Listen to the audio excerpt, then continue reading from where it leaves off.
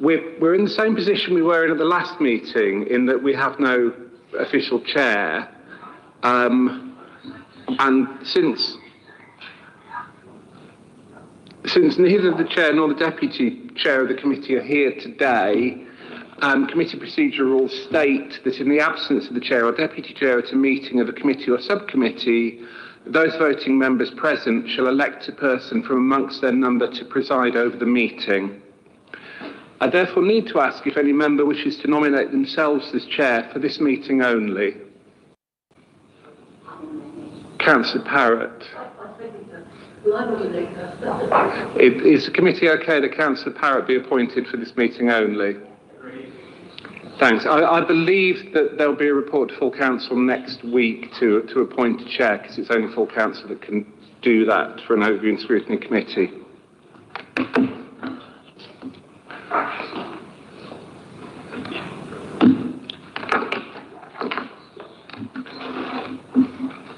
And then I'll hand over to Sam once she's settled.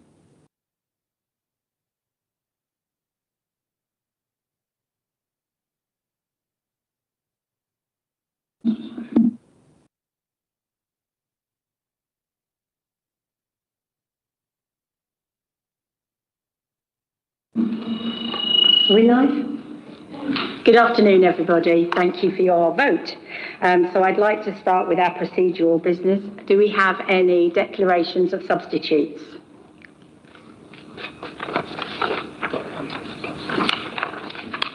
Councillor Sykes. Councillor Sykes for Councillor Macleay. Thank you. Any others? Are any members in attendance today? I've done that bit, sorry. Do any members wish to declare any interest in relation to matters included in the agenda?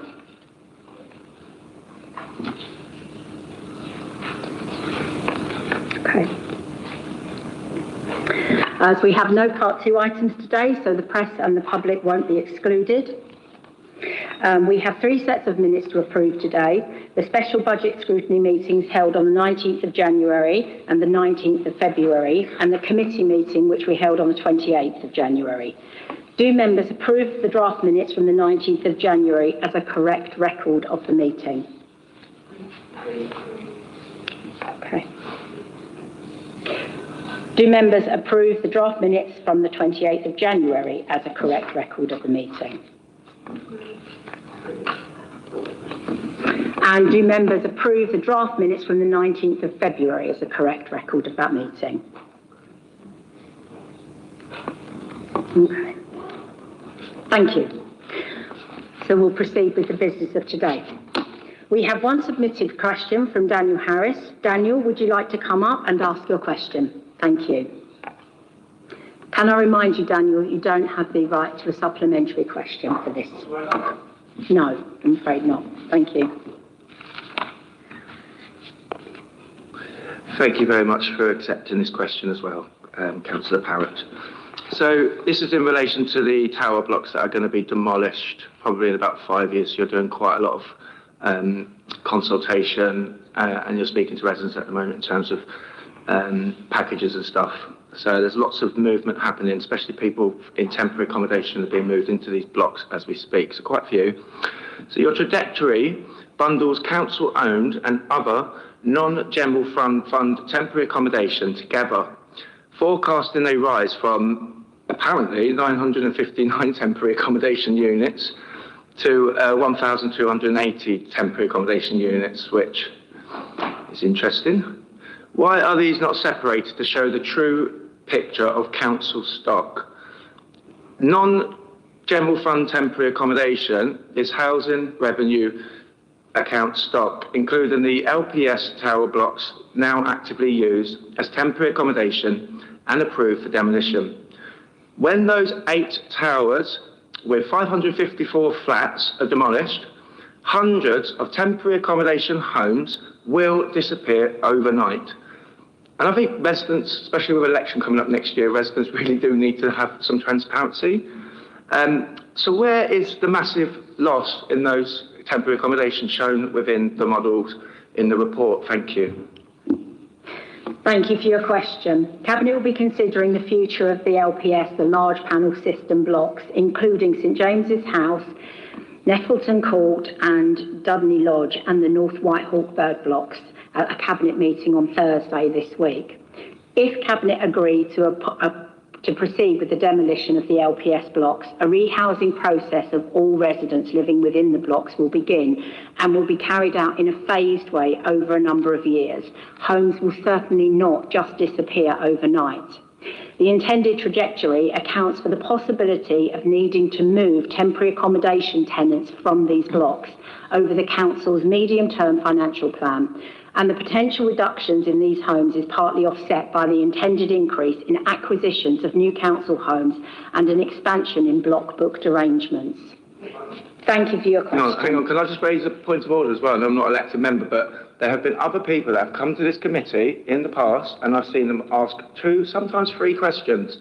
There's no one else here for the next 30 minutes, so I do think it's unreasonable for you not to give me a supplementary question here, because there's no other public engagement. So I'm asking the committee to allow me to have another question, please. Thank you. Okay. Thank you for that, Ivan. Councillor Lyons. The rules state that you do not have the right to ask a supplementary question. So you're closing me down for scrutiny, and this is a scrutiny committee. You are a Labour councillor. Okay, you are scrutinising your own policies. This is outrageous. I would like another question, please. Mr. Harris, please. I think it's really important that you recognise that your question was late and we did give you the opportunity to come and ask your question. I have answered your question fully. Thank you very much for your time. I'm sorry, I think we should be allowed to ask questions. You're selling off council assets for £5 million. Okay, these assets could absolutely be repurchased into in-house temporary accommodation, and they don't have to become holiday homes, which people are advertising all over the market at the moment. This is outrageous. You know those blocks are going to be demolished in 5 years. Why is the council not planning for this? Why are they not using their internal assets to repurpose so people coming out of those blocks can move into accomodations? We've got a crisis and a catastrophe. Thank you very much. You need to be answering properly. Thank you. The residents deserve an answer on this issue. You're not being transparent. Thank you very much for your time. I could propose that the professional landlord is allowed to do that. So allow you if you want to have both of that. I'm not minded to take that, thanks to Mr. Councillor Chance. There's money being spent here and the public is being done over. Look at these voids. These voids you're leasing them back and they don't. This is an outrage. This is an outrage to Brighton Hove.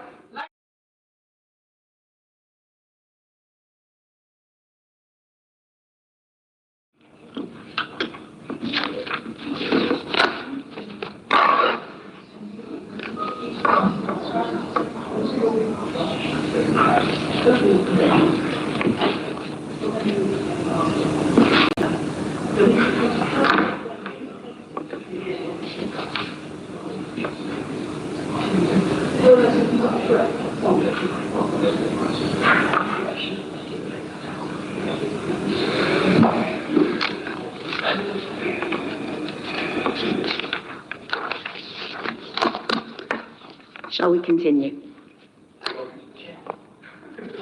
Thank you. Ready. Nominee to take the vacant position as Chair of People and Overview and Scrutiny Committee. I'd like to thank my predecessor, Councillor Jackie O'Quinn, for her work over the last couple of years as the first Chair of the People, Overview and Scrutiny Committee. Today we have a report on changes to temporary accommodation, giving us the opportunity to feed into the consultation on these changes. It is very important that scrutiny takes part in this, as, if approved by Cabinet, these changes will have a big impact on temporary accommodation and council housing in the city. I understand that Councillor Jill Williams is due to join us for this item straight from work, and so I'm going to change the order of the items listed in the agenda so that this will be our final item this evening. The committee's current task and finish group on antisocial behaviour in social housing will shortly be coming to an end.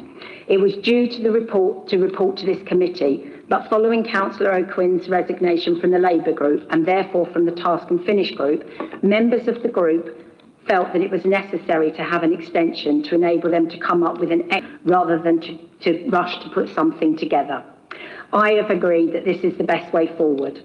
They will now report to the next scheduled meeting of the committee in July. In the meantime, we can be thinking about the subject of the next task and finish group, and therefore we will now have a discussion on potential ideas that members may have. We are joined today by the new members of the Youth Council, one of whom is joining this committee. Thank you very much for joining us today. This is Iona, who is here in person, and Clemmy and George, who are joining us online. Welcome to all three of you, and I look forward to working with you in the future. As previously mentioned, we will start our discussion on potential ideas for our next task and finish group so that we can be ready to start this in July. If members can agree in principle on an idea, then officers will start to prepare a scoping report and draft terms of reference for the next committee meeting. If there's more than one idea, which I hope there will be, then we'll have discussions with senior officers and carry out research to find out which idea might be best timed to have an impact on the work of the council. It may be that other ideas that are not chosen this time might be better at a later time. I think that members who take part in the task and finish group so far will agree that this has been a very interesting opportunity and that they have seen genuine cross-party working to question witnesses and come up with ideas. So I am hopeful that the People Committee's next task and finish group can carry on this excellent work. We have Giles, our scrutiny manager, and Luke, our committee scrutiny officer. If members have any questions about the process of task and finish groups, do any members now wish to put forward ideas? I'll take any ideas that are coming.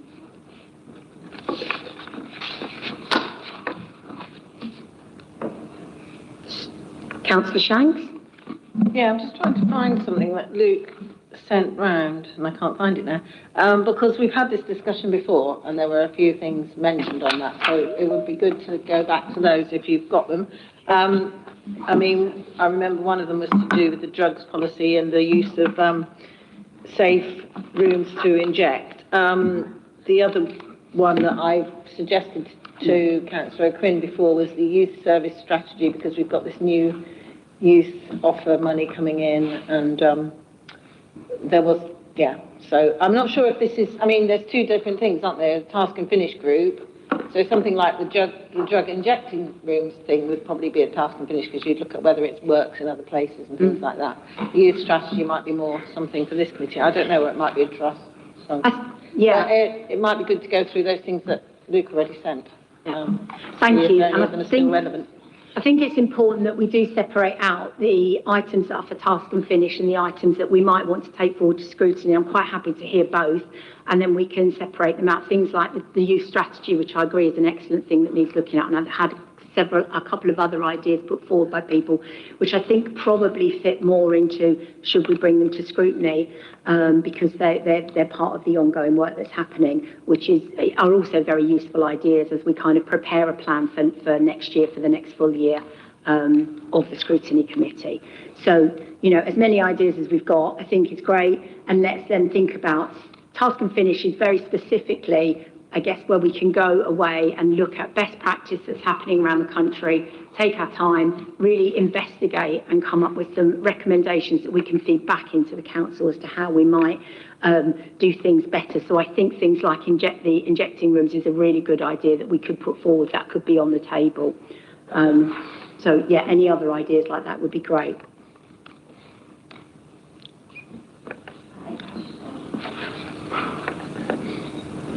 Thank you, Chair.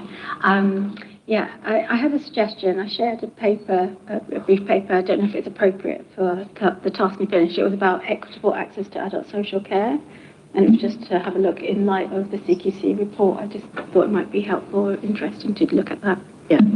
So I think that's one of the ideas that is on the list for sure, but I think that's something that needs to come to scrutiny rather than as a task and finish group, because it's work that's ongoing. We've got recommendations, we've got a plan in place from the CQC, you know, following the CQC report.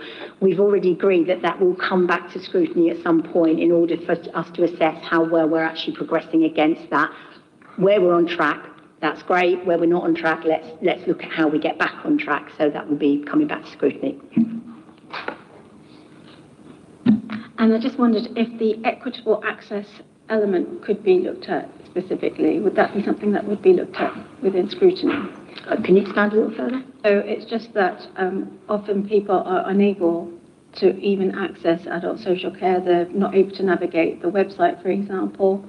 They struggle whether through digital reasons or language or just knowing about the service. Yeah, absolutely. So I think what we're looking at there is access to customers, to, if you like, as residents accessing council services generally. That was actually on my list for task and finish, something that we could be looking at. But I also know there is work going on that Councillor Allen is looking at in terms of how we are really driving forward improvements there. So again, I think what might be useful is a conversation around whether that is, as a separate item, something that we bring to scrutiny, which I'll be very keen to do, or if it's a separate item that we should have as task and finish.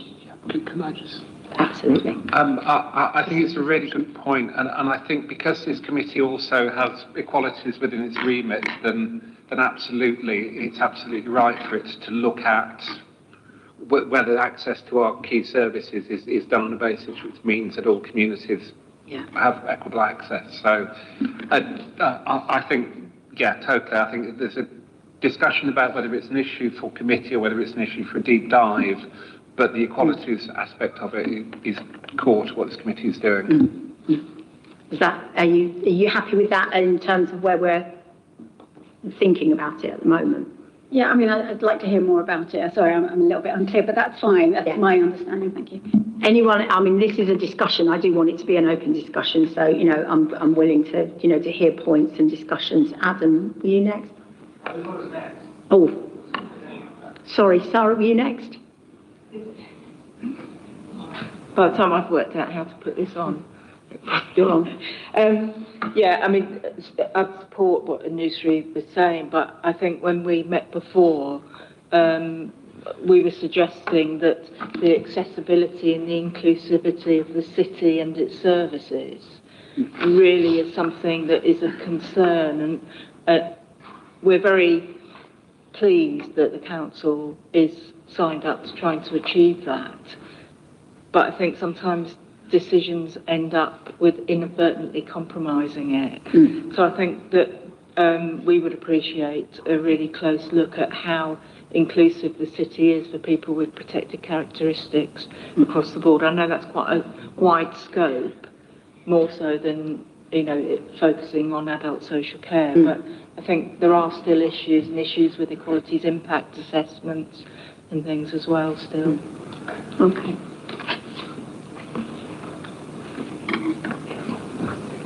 Adam. Thank you very much, Chair.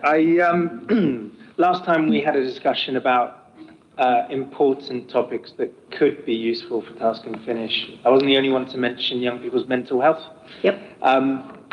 Young people's mental health nationally remains a significant issue with a lack of targeted support services available for the need that exists. We, through some research in the city, have discovered that a lot of young people's support is found through community activity rather than clinical or specialist provision, which can feel like risky. Yep. And it could be something that we could deep dive on. We know that the council has invested £200,000 in a schools service with public health underspend, but recognising that would just be a one-off, 1 year payment. What actually will happen going forwards? Maybe using task and finish this year to establish a trajectory is something that's useful. Yeah, I think that sounds like an excellent idea. Definitely. Fiona. Sorry, apologies. Julie. Councillor Cattell. Thank you, Sam, Councillor Chair. I think that's a great idea that Adam has suggested. I would also ask if we could have, as witnesses, if we could call one of our care experienced young people that sit on the corporate parenting board, because it was one of the issues that we discussed last year. And I mean, we've just got a load of old rubbish from mental health service, and it is a particular issue with they need to have to be separated out because of the additional traumas that care experienced young people have. So that's, if we could add that to a witness list. I know that Luke does the witnesses, don't you? So, thank you. Jo. Thank you, Chair. Just to add on the young people's mental health, that was also a topic I proposed, and I think it would be great to look at what works for young people, because sometimes I do actually think a demedicalised approach is more appropriate and could be the subject for a deep dive. The thing that I wanted to propose, probably just for a committee, would be a look at the cost of living crisis and poverty in the city. We've got the Crisis and Resilience Fund, and that was mentioned at a previous meeting. And I think there's been some consultation post it coming to this meeting, and some thinking between the council and community about the best use of those funds and what kind of activity would work. So I think having a look at what has been proposed and what we might do going forward, because there are 2 more years of that, and I think it would give us the time to be a bit more planned for the later years. Thank you. Jo, would you propose that that should be something that comes to scrutiny as opposed to a task and finish? I think so. Yeah. I don't think it needs a task and finish, but I think a look at what partnership, what consultation, what discussion, what's the programme for this year, and then the plans going forward, what we think the priorities are. And just, I think in light of an overall approach about cost of living and what we're doing as a city to address that. All right. Thank you. Yeah, thank you. I think again, I mean, these are the issues facing our city, and absolutely they come under the scrutiny of this committee. And it is important that we start to pull that together. How we do that and how we frame it, I think, would be we'll go away and have a good look at and have a think about. Whatever comes out of today's discussion, we will obviously be posting to everybody and letting everybody know how things sit and where they sit, so that we can take those forward in the most appropriate structure. I think that's really important. I think that's a great idea. Maureen, thank you. Thank you. I wanted to bring forward something that Jackie O'Quinn had put forward on a previous list, because it was something that was also agreed with Amanda in the Place Committee, which is about ensuring that all consultation processes are accessible and inclusive. How can we better engage with residents so that they don't feel neglected or that they feel excluded from things? So we need a more meaningful and positive process that encourages better communications and trust in the council's ability to deliver. I think it's really important that we address that.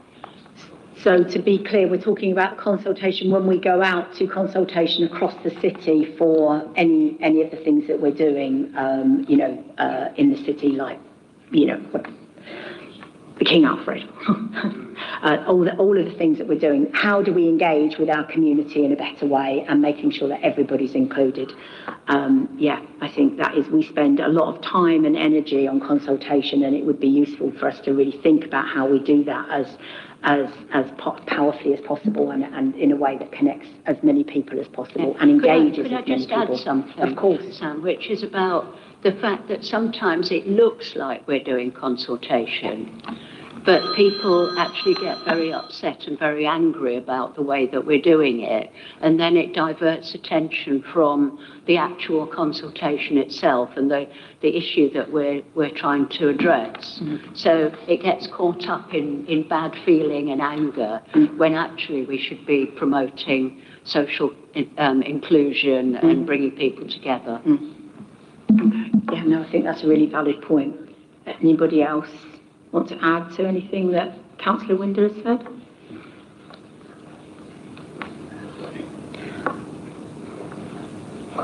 Councillor Mackie. Thank you, Chair. I'd just like to actually agree with what Joe has been putting forward with regard to mental health. And I'm not quite sure where the parameters are within our task and finish group and what we bring to scrutiny committee. So I'm a little bit foggy about that, but that's my fault, I'm sure. But the mental health inequality is not just for youth, but across the age range, actually, is really important. 24% of our 24% of our residents actually report low happiness. 9% in the last year have self-harmed, and that's across the board. That's across the demographic, and I think it's just really important. And the paucity of provision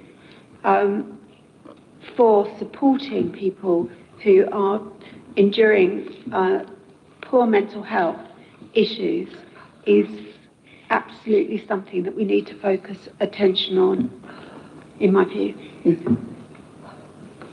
Thank you.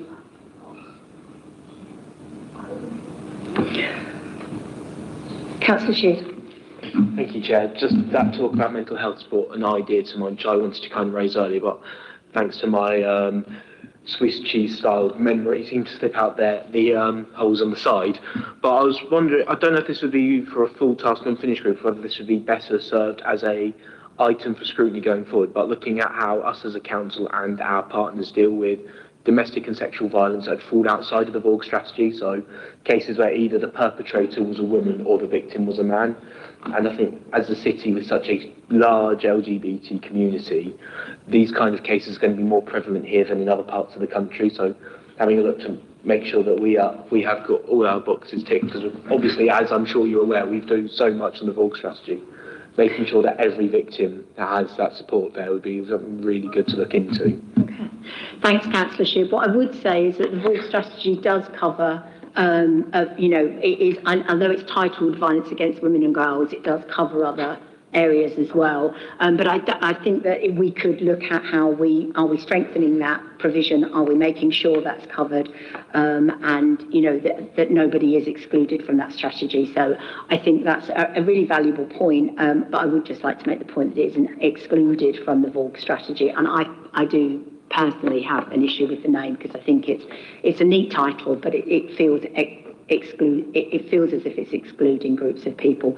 However, we do have in partnership groups, etc., we do have representations from all mankind and various other groups in those partnerships groups as well. So they're not excluded, but I'm absolutely in agreement with you that we maybe need to look at how we strengthen that and that provision, making sure that is covered. Does that answer?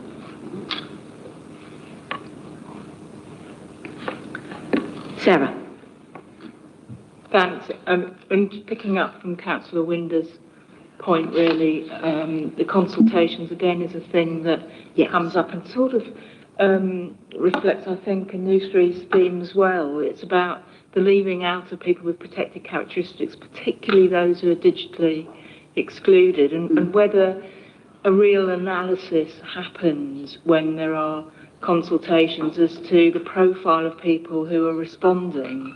Because I think, very often older people hear about something after a consultation has been and gone and finished, and I'm sure that's for other people, for people who are economically disadvantaged, don't have IT access, aren't in the loop. So it's about how you really get hold of people's views. Now, and sort of picking up with the adult social care access and that, is it really, I know they collect the information about the profile of people applying and inquiring, but what actually happens to it? And I think that, does it just go in a drawer somewhere? Or does it really get analysed, and do we really do something proactive to try and address a balance again? It feels like there might be a theme emerging around communication with residents generally, and how we're collecting data and how we're using that, and are we engaging in best practice generally across the piece to look at how we're engaging with everybody and in making sure that all of the different groups that need to be included and that we need to be really thinking about and making, additional efforts. And there's been some very excellent practice that's gone on, despite the question earlier, with the LPS blocks, for example, where we are literally going and knocking on people's doors. So I think, there is some really good practice going on in the city, which is excellent, but how do we build on that and use that for other, communications, consultation processes going forward? There does seem to be a kind of a theme that's emerging that could be, depending on how everybody feels, that we could bring forward as the next task and finish group. But, I'm happy to keep discussing for a bit more, and I certainly don't want to lose the other ideas that have been put forward. But there is a bit of a theme emerging. Fiona. Thank you, Chair. I just wanted to support the direction of travel of the conversation that's happening at the moment about making consultation accessible to the community. But there's a little bit more that I think is, as a newish member of the Scrutiny Committee, what I've kind of noticed is actually when we think about engagement and consultation, I think it would be really good to think about bringing light of the community back in here. It's like, what representation do we need from the community? So these conversations that happen at Scrutiny, which are great, contributing conversations to looking at change, but actually I think if we reflect what we are all committee members performing a role of committee, aren't we, or scrutiny? And I think members of the public, I think they bring a different voice that I think would be that I feel should be welcome and inform us in our thinking. So it's the direction of travel that really I'm thinking about and thinking about supporting. Yeah, thank you. And I think that's a really excellent point, Fiona. And I think if it went to task and finish, that would be exactly how would we engage with the people that we need to be engaging with and asking the questions of to make sure that we're getting that feedback. So that would involve, there's a lot of exploration goes in the task and finish group. There's a lot of work that goes on in those groups to make sure that we are actually asking and meeting with the right people to find out what we need to find out. So that might be why it's a really useful topic for that.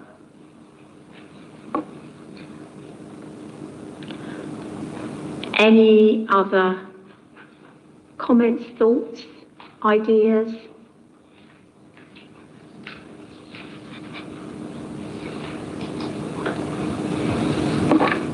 Councillor Shanks. Well, the issue is how we're going to decide this, really. So, yeah. So maybe you can summarise what you think people have said so far and where this would go. So I think we've got a number of ideas. As I say, I think there's a general theme, that seems to be emerging around consultation and communication generally.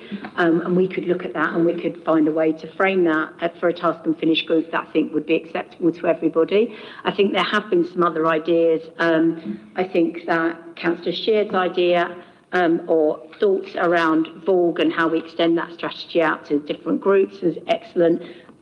Is that a task and finish group ? Or is it in fact a scrutiny that we bring VORG and that strategy to the group and look at how that is interacting with all the different, all the different groups within our city to make sure that everybody is represented under that strategy? That is a genuine ? The cost of living crisis was excellent. That's an excellent idea. But again, I think, is that something that we bring to scrutiny to look at and to have, or is that a task and finish group? That is. And I think there was another question that was framed around SEM provision and the reforms that are coming. But I think that probably is a scrutiny and where that sits. I think that needs to come to scrutiny fairly quickly and fairly urgently because the reforms are being pushed ahead very, very quickly. And young people's mental health was the other key area. So I don't know what everybody else's thoughts are around that. Sorry, I still have my microphone on, so. I think that ties into Sorry, you've got it off now. So. It ties into the youth service strategy as well, I think, because we're still waiting to hear what's happening with that. So. Yes. I mean, as Adam said before, is that about specialist provision or is it about places to go. I think in terms of the youth stuff, there was a thought around how are we engaging with our young people and making sure that, that's a task. Could that be a task and finish, which is around more about, how are we actually approaching young people mental health, and are we engaging in best practice around that? Counselling just being one option, but there are many, many other ways, and that the young people are being supported. Councillor Mackie. Yeah, thank you, Chair. I think that the focus on the mental health of our young people is just so important, but I do not wish it to be done at the exclusion of the mental health, because I know that there are seniors who are suffering from really, really poor mental health, and that sort of division of the demographic can be quite problematic, and I think it should be an intergenerational approach. Whilst I do not oppose, and I absolutely support working with young people, that we need to really be focusing on their mental health, because it's coming to a critical point at the moment because of the last 10 years of what they've been experiencing. Yeah. So one, I would like to accentuate the importance of the attending to the mental health provision and identification of mental health issues of our young people. It should not actually be limited to one particular age group. I agree with you, and I also think that mental health generally probably would come under HOSC, and that is something that we could raise at HOSC. It could be raised via that channel.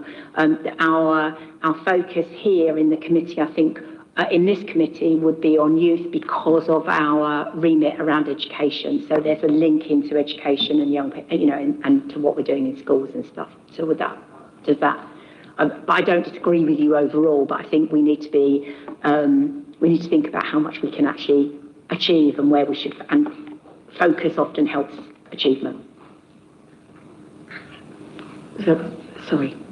Thank you, Chair. I was actually going to say something similar to Councillor Mackie. Yeah.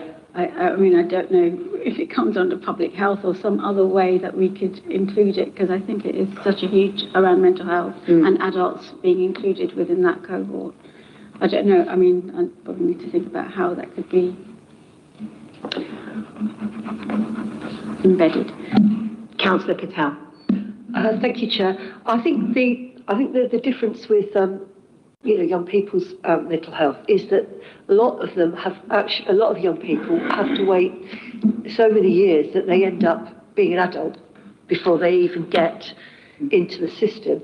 So that is the thing. There is a time limit, and then they end up, having got almost to the front of the queue, they end up going to the back of another queue. So although I completely take on board Teresa's sort of sentiments, and I agree with what she's basically saying, I think there is definitely a case to separate out the offer for young people. Sorry, Teresa. I guess my view would be at the moment, and I think this is something we can take away and have a further think about, and I'd be very interested if anyone wants to email me, they can come with, some different ideas and we can put that together and get it back out to everybody.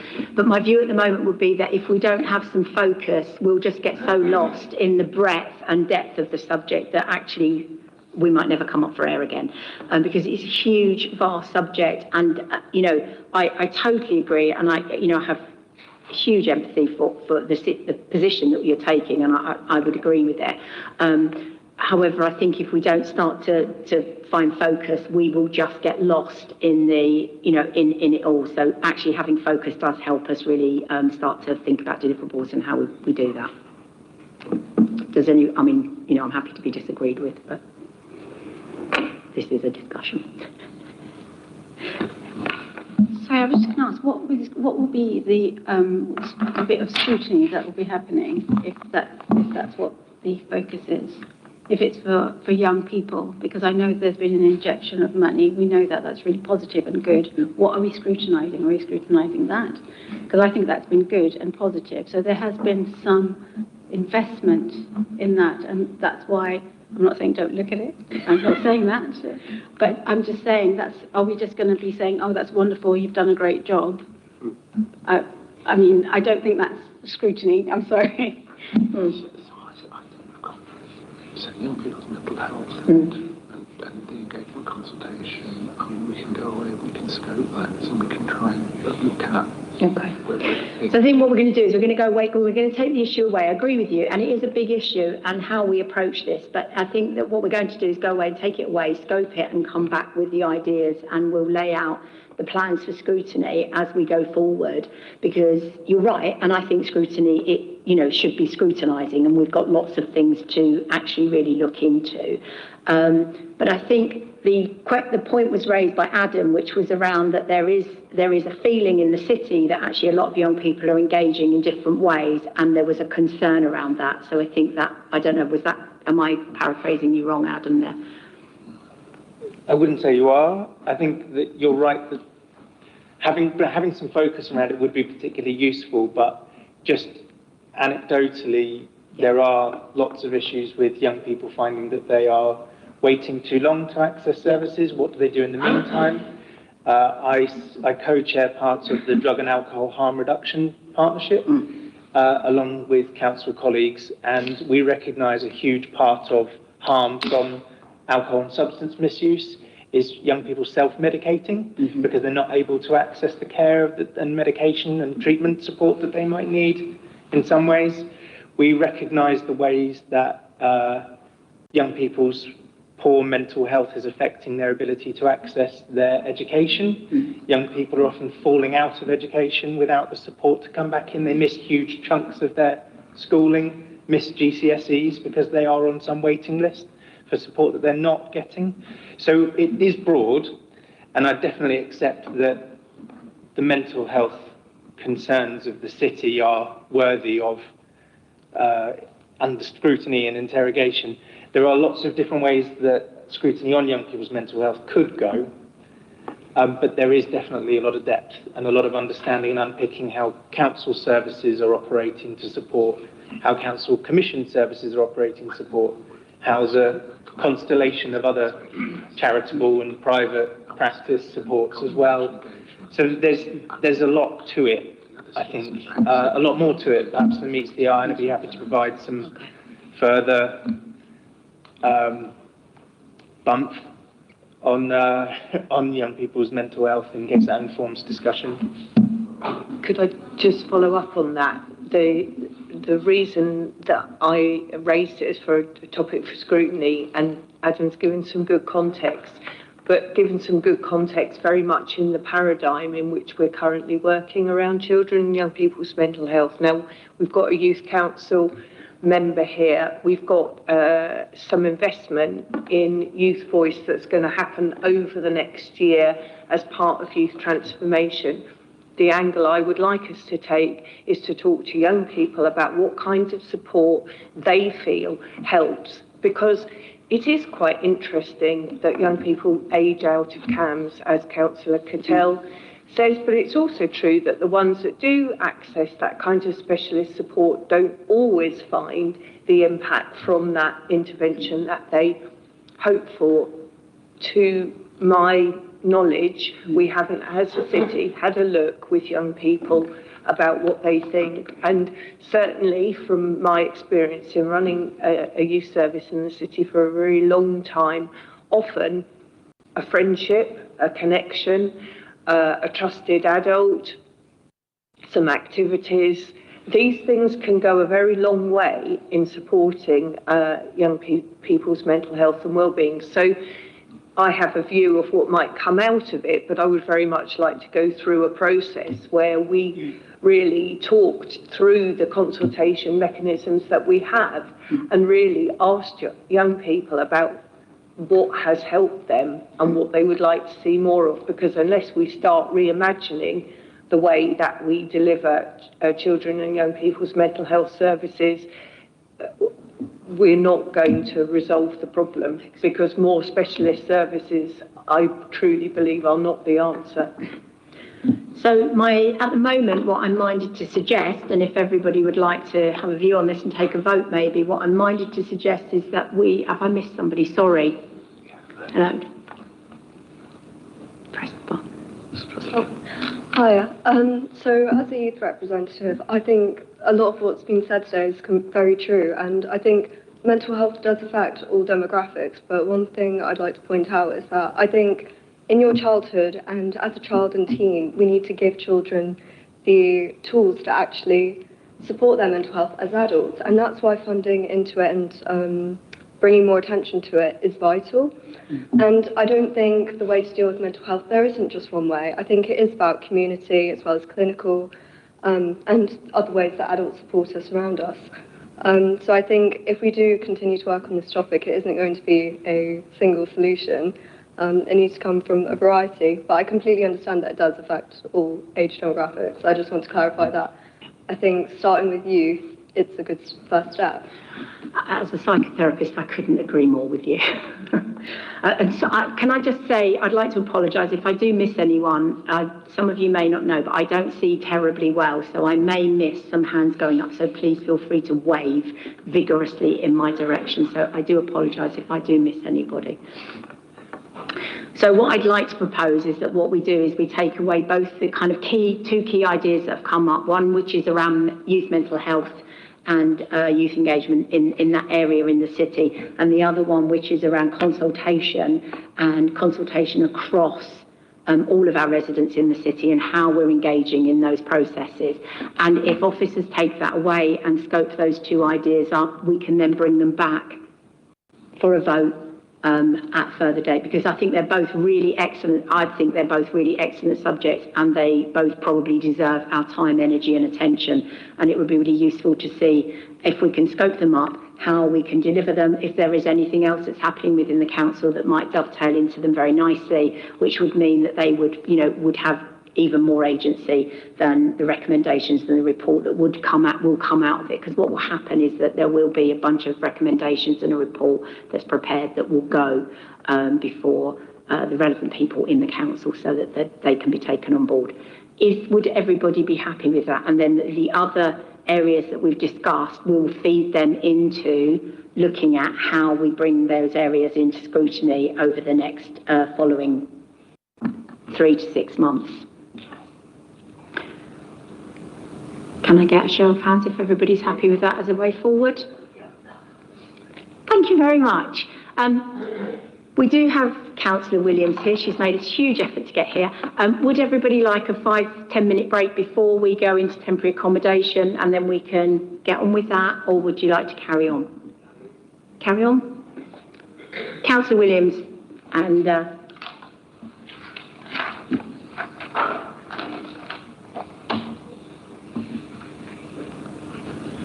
Thanks very much. I think that was a productive discussion. I hope everybody's happy with the outcome.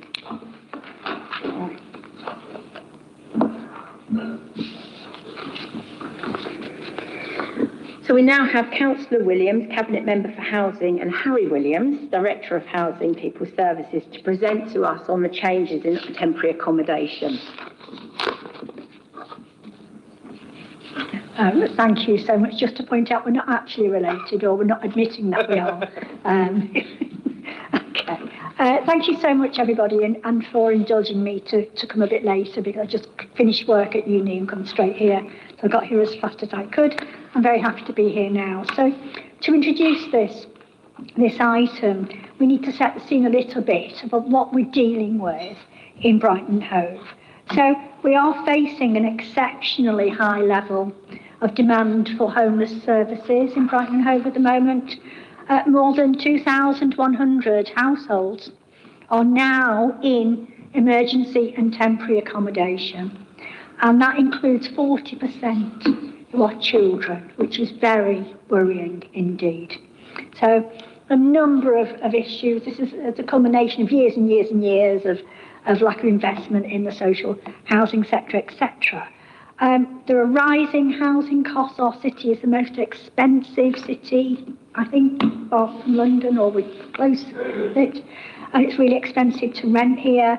There's a limited supply of the right sort of housing, especially for families. It's very, very difficult for families to find affordable accommodation. And that creates a significant financial pressure on the council. And it's not just our council, I have to say, it's all councils, I think, are suffering in the same way. So this is causing, there's a forecast of 6 million, I suspect more, of overspend on temporary accommodation this year, which is incredibly worrying for our budget. And we all know how difficult getting our budgets through and where we don't really want to cut, we have to do. So the report sets out the council's approach to transforming temporary accommodation provision in direct response to these challenges. Because no matter how many people come to us for help, we cannot turn people away.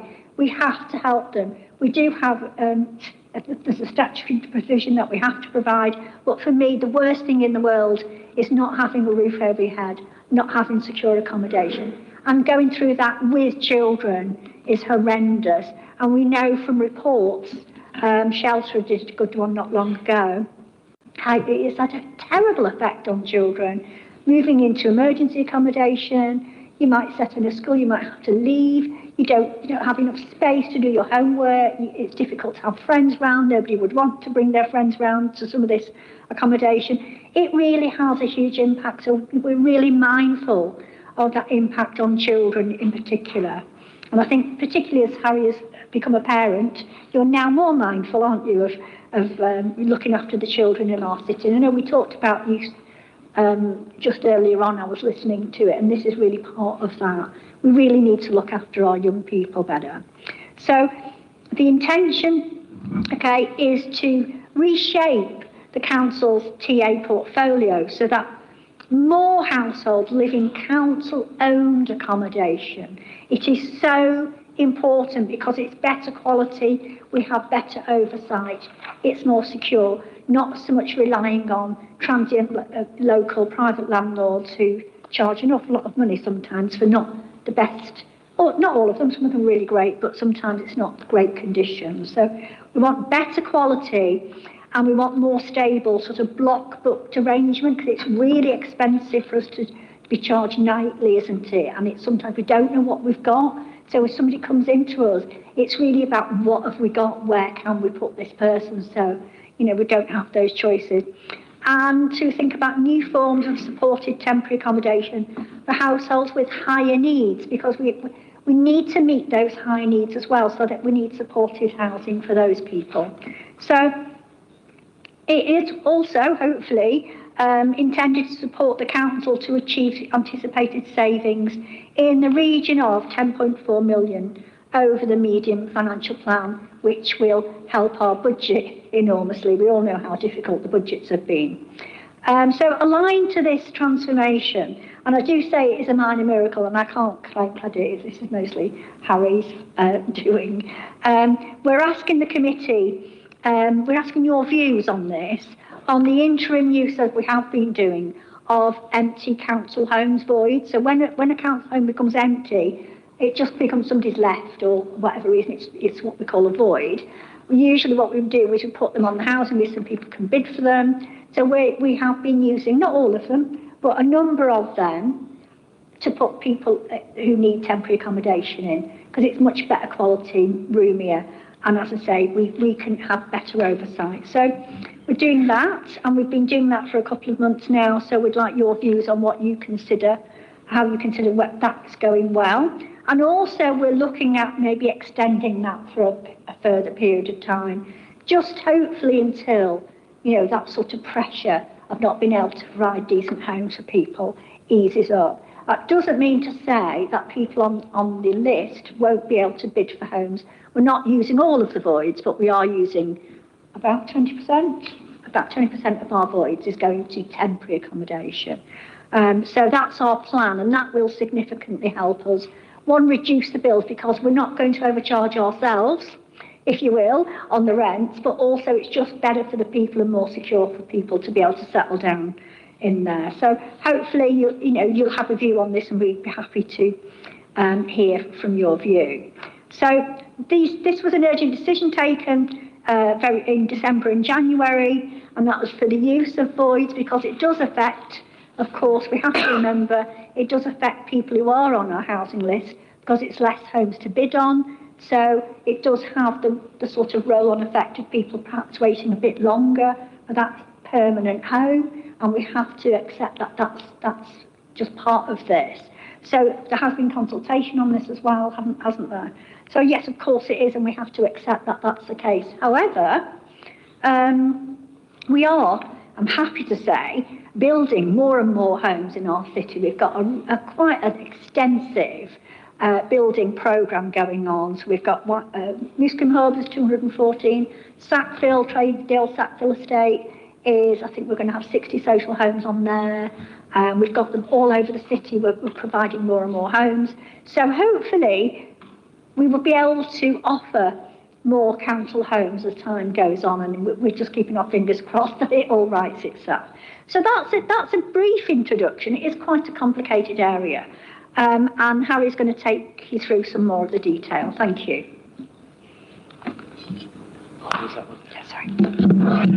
Thank you, Councillor Williams.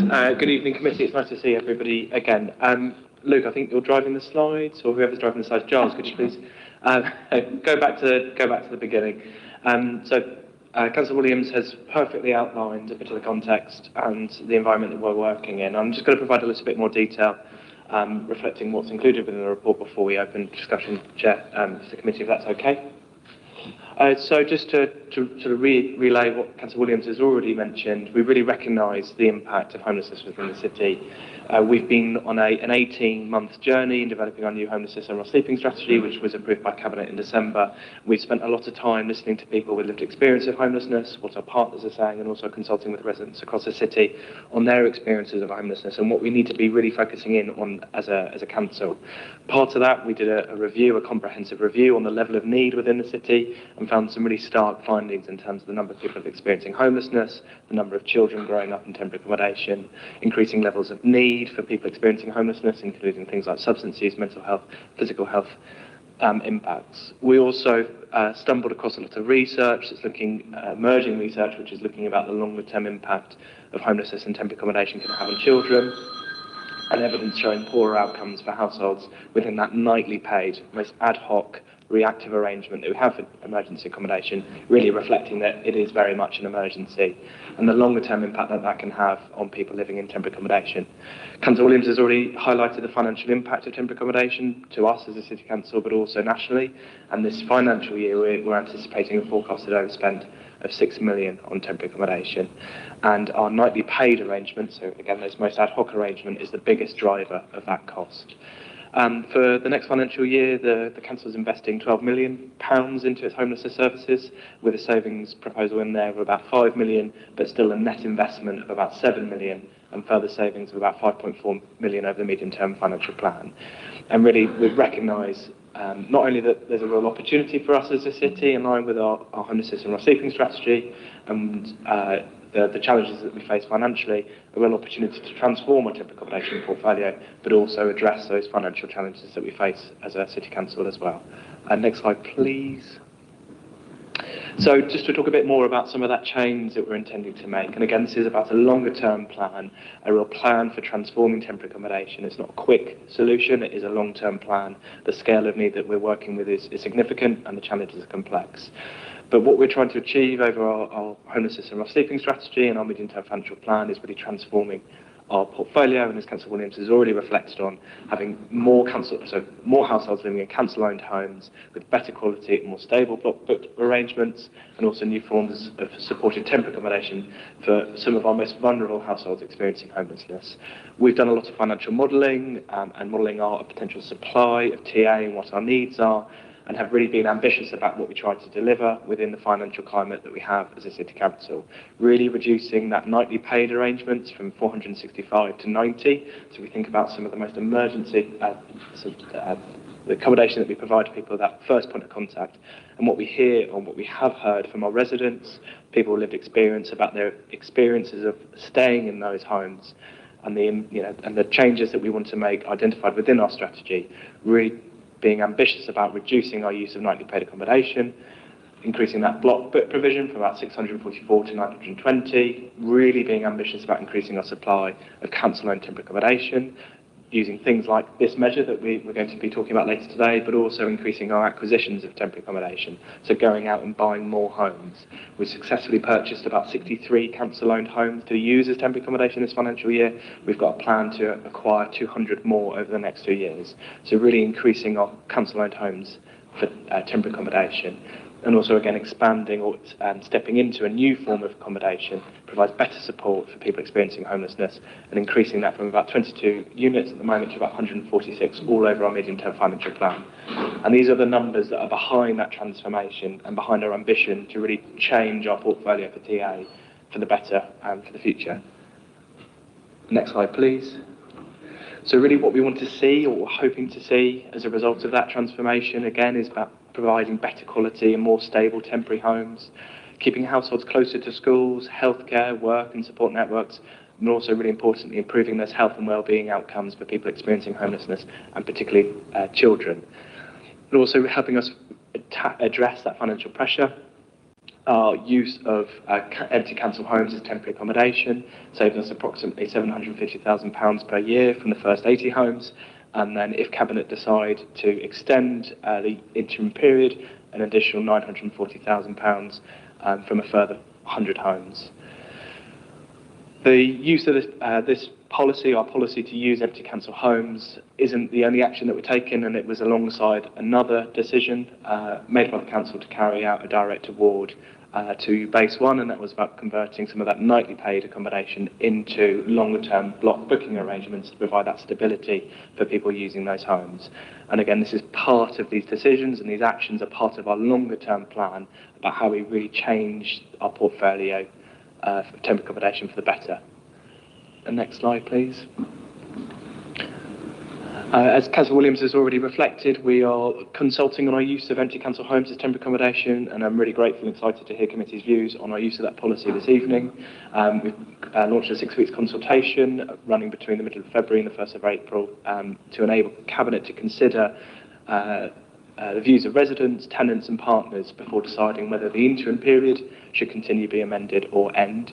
We're consulting primarily with households on our housing register, really recognising the impact that the interim period has on people waiting for social homes, also people living in temporary accommodation, council tenants and wider residents and partners have also been invited to take part in the consultation. And we've really been asking people to share their views on how the interim scheme is affecting them, the families in their communities, the prioritisation criteria that we've applied for people in temporary accommodation to be let a new council-owned TA property, and also consulting on that possible extension of the policy for 12 months up to a maximum of 100 additional properties. So far in our consultation, and we're very much in the middle of it at the moment, and I can't provide a consultation report for committee to consider, but we've had around 200 people respond to the consultation so far, and really positively we're getting a balance between people on the housing register but also people living in temporary accommodation, and I'm incredibly grateful for residents who've taken the time to respond, especially those experiencing homelessness, have a lot going on for them right now, and taking the time to respond to our consultation.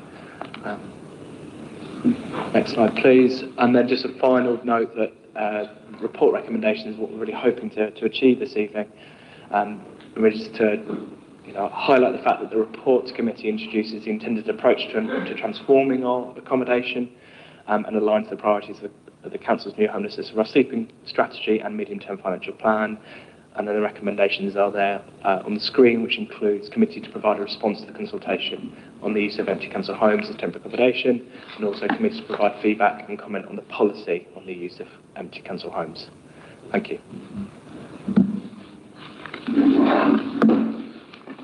Thank you, Councillor Williams and Harry. Members, do we have questions?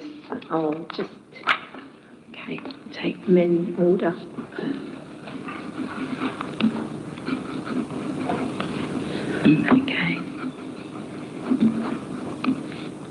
Okay.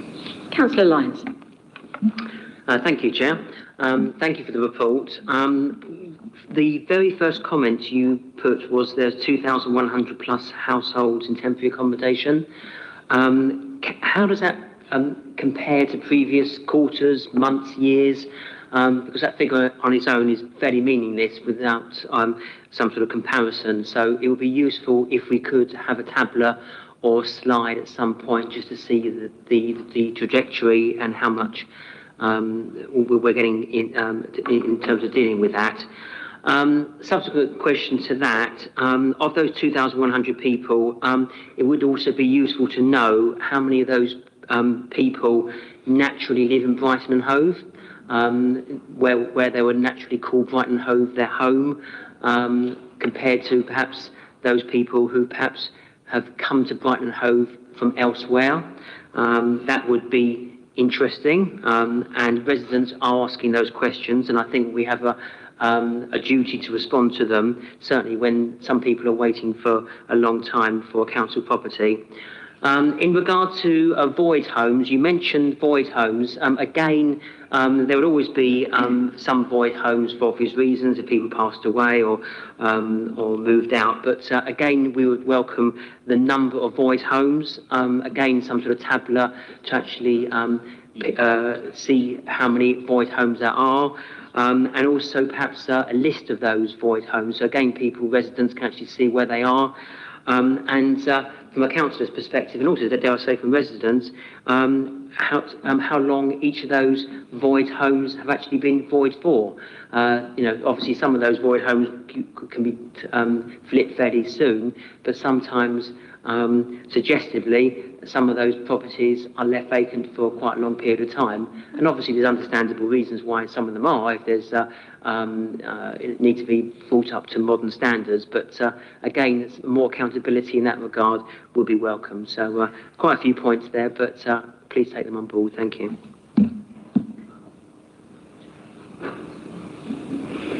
Thank you. I'll hand over to Harry for the minute detail of those. But just generally speaking, yes, it has gone up. It has gone up significantly. We've had a lot more people coming to us for help, and I think that's because of the market. We know how expensive Brighton and Hove is now, and it's really, really difficult for people to keep hold of their tenancies. I think all councillors have had experience of people asking them for help, and it is heartbreaking, to hear some of these stories. So you're absolutely right, and we can look at some last few years, but it's definitely risen.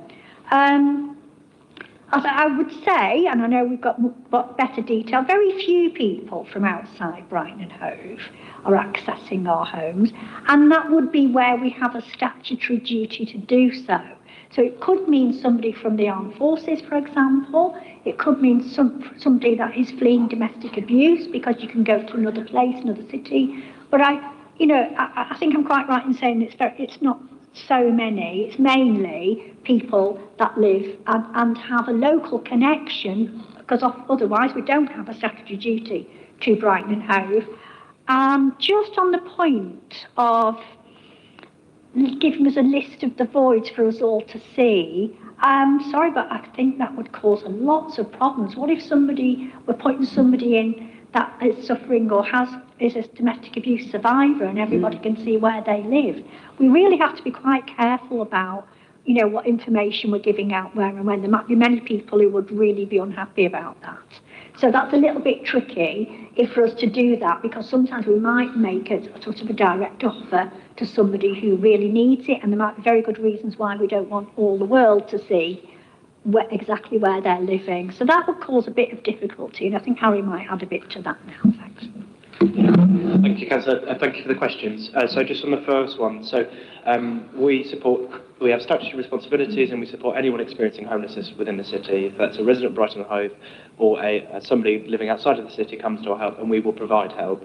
As Councillor Williams has described, depending on where they are within that journey, we consider their local connection to the city, and depending on whether or not they do or don't have a local connection would depend on the level of support and help that we can provide. So someone, for example, with a local connection to Manchester, we would what we call a referral to Manchester to say that we're supporting this household experiencing homelessness, can you help? And that's well established in statute. So people living within the homes will be people experiencing homelessness and who we've accepted to help as a city council. In terms of the number in TA, so we have grown from around about 1,900, 2,000, about 2024, and we're now around 2,000 300 or so as of sort of March 2026. And what we've seen, that growth really is reflecting the fact that we're seeing more and more single adults, predominantly men with complex mental health, substance use needs, accessing our services, and we've seen that change in our sort of demographic of people experiencing homelessness in the city in the last couple of years. And really, unfortunately, because of their underlying needs, it's very difficult to prevent those people from becoming homeless. They often don't already have accommodation available to them and end up being placed in temporary accommodation. In terms of voids, I don't have the numbers to hand, but I'm sure, Chair, we can provide some information on current turnaround times for our properties after committee. Thank you. Councillor Cattell.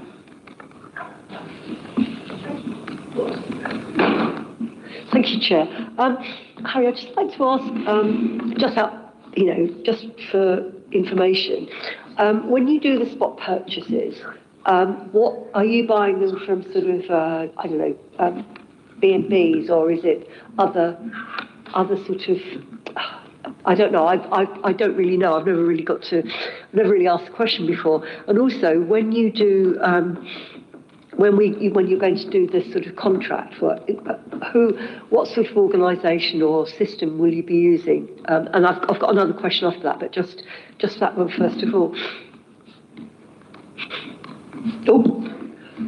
Thank you for your question.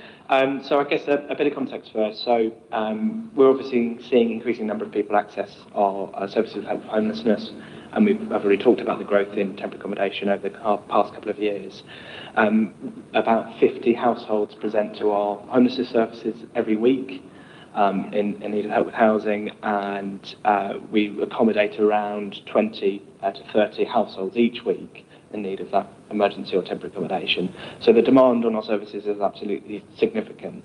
And because of that demand, we have to find as many properties that we have available to us. And the way that our spot purchase provision works is that we have a series of known providers that work with us on a more regular basis that will notify us when they have a property available that we can use as emergency accommodation. And because of that need that we have, we're using those homes on a bit of an ad hoc nightly arrangement whilst we find something else a bit more longer term, whilst we resolve their homelessness. So that spot purchase is an ad hoc nightly paid arrangement that we provide people in that point of crisis moving into temporary accommodation, emergency accommodation. What we're transferring to is actually saying, well, we know that we have a lot of people needing these homes, and actually if we look at our data, we can project what our need is likely going to be over the coming years. And a big part of our plan over the medium-term financial plan is about recognising that growing need in temporary accommodation, reflecting on the comment that I made around the growth after Councillor Lyon's question, that we've seen the numbers increase in 2024, we can predict and be a bit better and say, actually, we're going to need these number of homes, and we'll block book those homes with providers that are aligned to the values of the council and provide value for money. So that's a little bit about spot purchase and then what the difference is with our block booked. In terms of our processes for acquiring block booked accommodation, we go through a compliant procurement process, and as part of our medium-term financial plan, we will be starting a new procurement exercise to expand our use of block booked, and that involves all sorts of different checks and balances to ensure that providers that we effectively onboard for block booked meet the requirements that we have as a city council. Oops, sorry. Yeah, I do remember when I was a councillor before, there were quite a few notorious sort of places, and notorious landlords, if you like, which we were forced to use. I hope that's not the case anymore. Well, the other thing is, when I was reading the policy, I was looking at the exceptions to letting, during this process that we're letting them to as TA. I was just looking at a very extreme case or just thinking about a very extreme case where somebody is to do with fostering, someone who is looking after one of their relatives' children, like otherwise kinship care, kinship placement, and where that person only was in a one-bedroom flat, and the carer had to sleep in a camp bed, and I think they had band A. I'm not entirely sure what all the categories mean, but they were on the band A list, and missed out on what would have been the perfect move for them because of the policy. So it's an unintended consequence. And I just wondered whether, although you've got these exceptions in there, especially when it's like safeguarding or so on, whether there could be a case made in something which was very, very unusual in that case. Sorry, I haven't made myself clear. I think I have. I hope so. Thank you. A really good question. And principal reason why we're here tonight and to see committee's views on our policy and also the interim period. So there are exceptions within the policy, as you referenced, so that includes things like housing association properties are exempt, so they're still available to let. Also, seniors housing, or seniors homes are available to let on our platform, and also what we call mobility properties as well. So anybody who requires an adapted property, they are still available to let. We have built-in exceptions within the policy, and we have what we call an exceptional circumstances criteria that allows us to apply some flexibility, essentially, in order to meet some of those most exceptional circumstances. I guess the challenges that we face as a city is that need for social homes far outstretches supply, and very sadly, some of the circumstances that you've talked about there aren't necessarily exceptional in terms of the number of people that we have accessing our services, but we really recognise the need to have some discretion within the policy, and have built within that clause, and there are a panel of people that make sure that that happens where it needs to.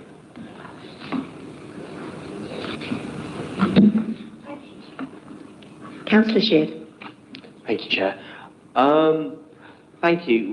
The first thing I wanted to pick up is when you talk about using these council-owned units and the numbers that are coming forward in homelessness services. Obviously, some of the recent council buyback schemes we've seen have come from HMO landlords moving out of the city. We have, on the whole, assumed this is part and parcel due to the construction of PBSAs within the city. But I was wondering if you could speak to if any of the increase on the pressure on the homelessness services is from people who would have otherwise lived in those HMOs being put into the homelessness service. So we end up buying back these houses to put people in them who were basically already living in them as HMOs. And also, I also wanted to speak to, again, the Swiss cheese memory's kicking in again, I do apologise.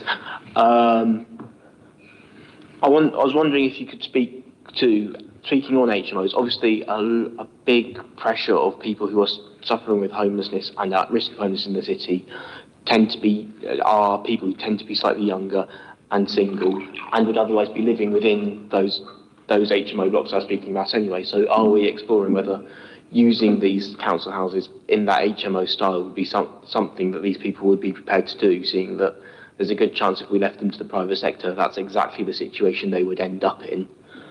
And lastly, I wanted to talk to, obviously, in my own ward, we've got the houses up in the Stanley Village, which are council-owned but aren't part of the wider HRA. I know they've been ruled out being used for the wider council house stock beforehand due to public transport connections. So I was wondering, could they be looked at being brought in as well, as they are still council housing that can be used otherwise?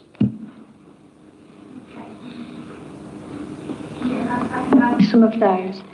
The last one is more of an acquisition one, but we can certainly look into it. I think we have looked into it once before, we maybe look into it again.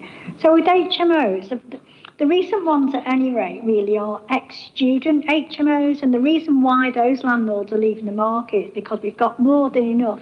You've seen it all being built, at least we're getting the benefit, is that they're not being used for students any longer, or they're no longer profitable.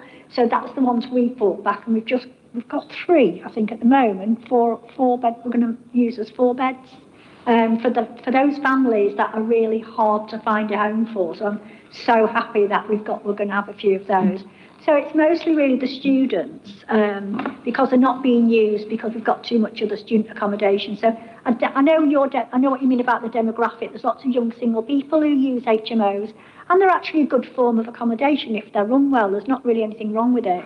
But we're really mainly concentrating on those student-type HMOs. So don't think that's going to affect that market. I hope that's helpful.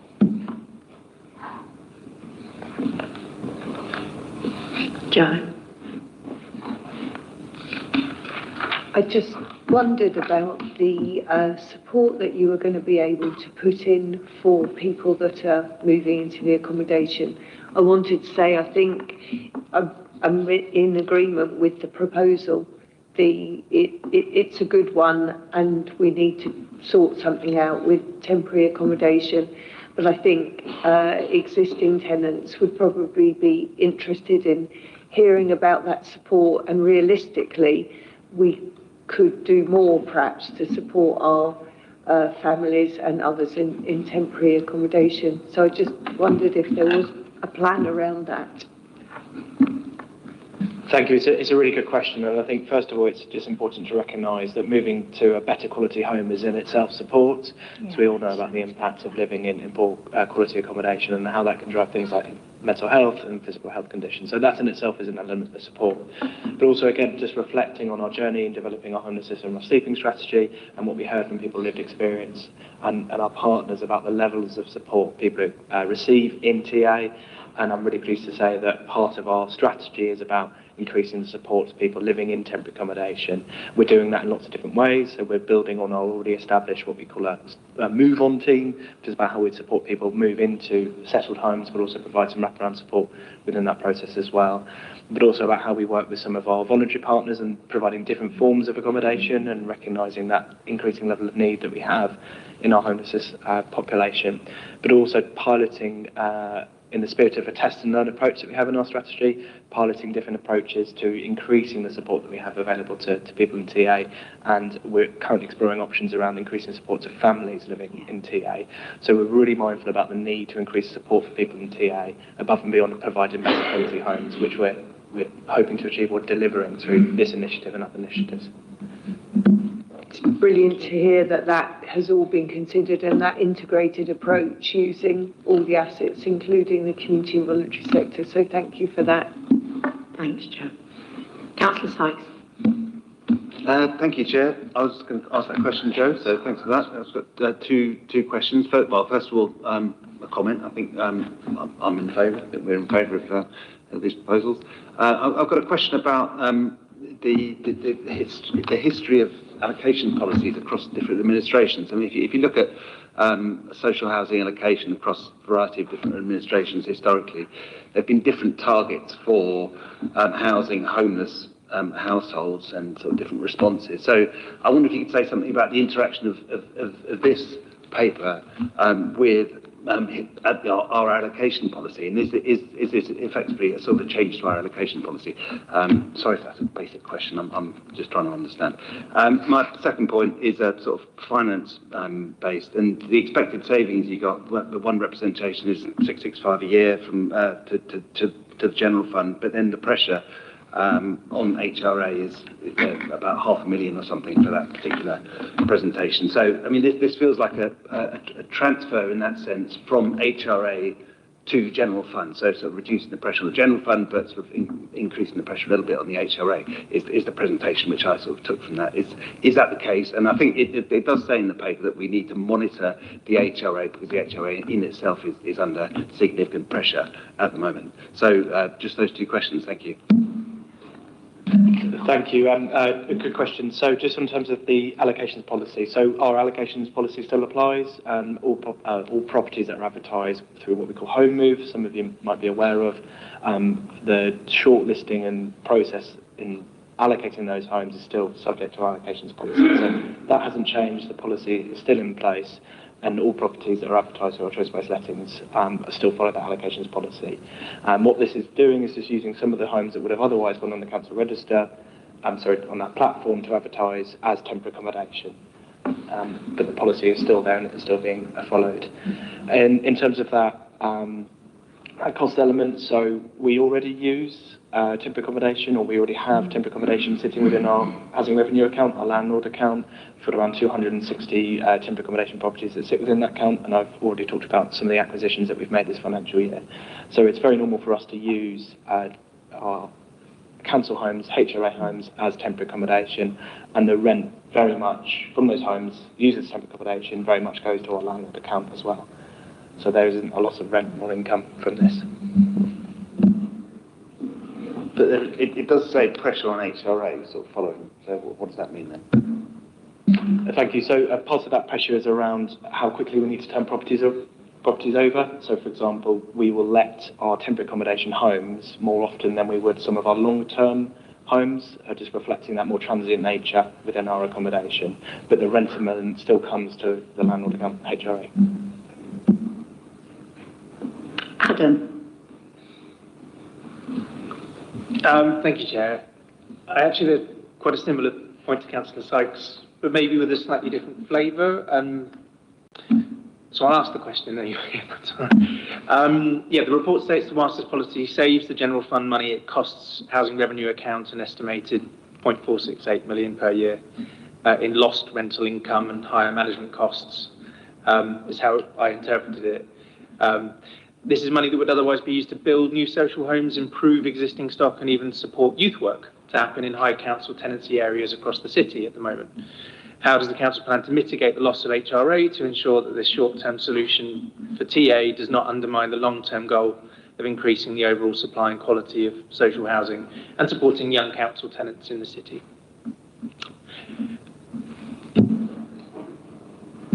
Thank you. Good question. So again, the rental element coming from that property, those properties, will still sit within our landlord account, our HRA, and we have a team of really expert officers who are there about supporting people effectively pay their rent, making sure that they can get that rental element come in.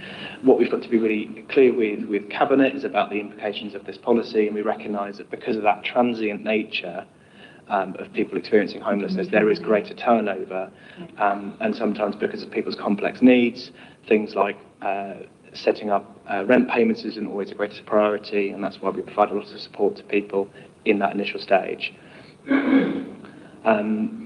So we're very alert to that impact, and we provide a lot of support to people in managing their rental account, and the increasing supply of new homes, especially the 200 temporary accommodation, all of that additional rental income will support our HRA and the part of our acquisitions programme.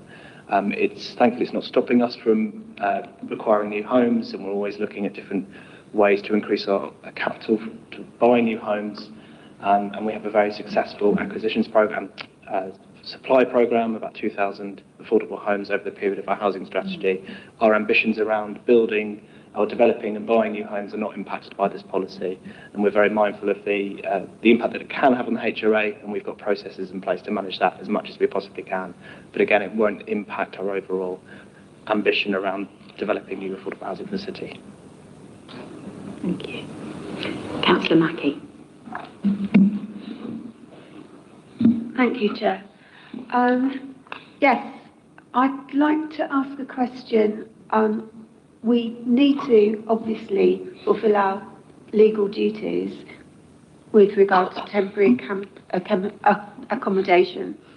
I'm just wondering whether this policy will help ameliorate some of the problems that exist from moving families who, for example, have been made homeless as a cause from the end of private tenancies. And these are families who are placed out of area whilst their children still go to school in Brighton and Hove. And so some are having to travel from Eastbourne, for example, to Brighton and Hove. Will this policy help ameliorate the circumstances for those particular families? And also, like a second question, is to what extent we've got a blocked flow of people in temporary accommodation being unable to move on from there. Are there plans to actually focus on solving that issue? Thank you. So I'll just take the last point. So when, if a statutory duty is owed and we accept the statutory duty, those people that are in long-term temporary accommodation, they will be able to bid, won't they, once they pass all of those points, and they will be able to bid for permanent homes. So we're hoping, because we're increasing our supply of homes, that will come through. At the moment, it is quite slow because we are needing to increase our supply, so we're building more houses and more homes, and we're particularly short of 3 beds, aren't we? at the moment. So we're building more 3-beds, and that will sort of trickle through. And I'll let you answer the first one. Yeah, thank you, Councillor Williams. Really important questions. And just to add on to that, there's a lot that we're dedicating ourselves to doing in our new strategy around improving what we call temporary accommodation pathways and experiences. So how we can better support people living in temporary accommodation move into settled homes. And as Councillor Williams has already described, and I've mentioned earlier, we have some real aspirations to increase the number of affordable homes in the city. But also part of our solution, our response is about how we work with private landlords who let homes to residents, and we have a really successful what we call a housing solutions team that work with private landlords to support people experiencing homelessness, let those homes and other forms of accommodation like supported housing. Very much part of our focus and how we tackle this issue facing the city. And then in terms of families in temporary accommodation placed out of area, so due simply because of the number of people accessing our services, I've talked already about how sometimes we have about 50 people presenting to us each week. About 20 to 30 of those can end in temporary accommodation. We simply have more demand than we have supply for homes within the city.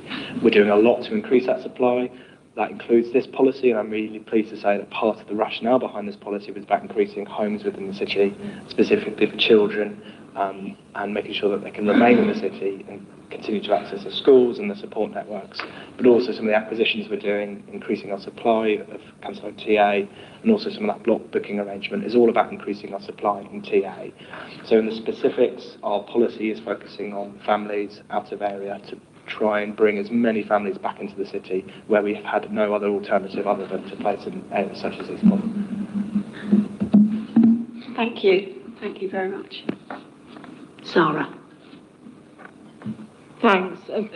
There's sort of 3 questions or points really. I mean, I'm glad to hear that people in temporary accommodation are being supported. One, do you feel we're doing enough to prevent homelessness and investing in that in the first place? I missed exactly what you said about senior housing, but I'm aware that of some people reporting back when people with very complex needs are placed amongst other vulnerable older people, it can create difficulties, and so the compatibility of people being placed in with other vulnerable people, I think is really important. I mean, maybe some of the support you put in will help that, but I think that has been raised as a concern by some older people in sheltered or senior housing, that people with very complex needs or alcohol or substance misuse being placed in amongst frail older people is a bit of an issue. I think I missed what you said really, but the question in my mind really, can we prevent any more of the homelessness in the first place? And we'll just say Harry will take over because he knows the mini tie. We have an excellent homeless prevention team who do a fantastic job, and we always encourage people to come to us first. We can sometimes negotiate with landlords, etc., but they're really successful, aren't they? And I know you'll probably know the figures, so I'll let you take over. Thank you, Councillor Williams.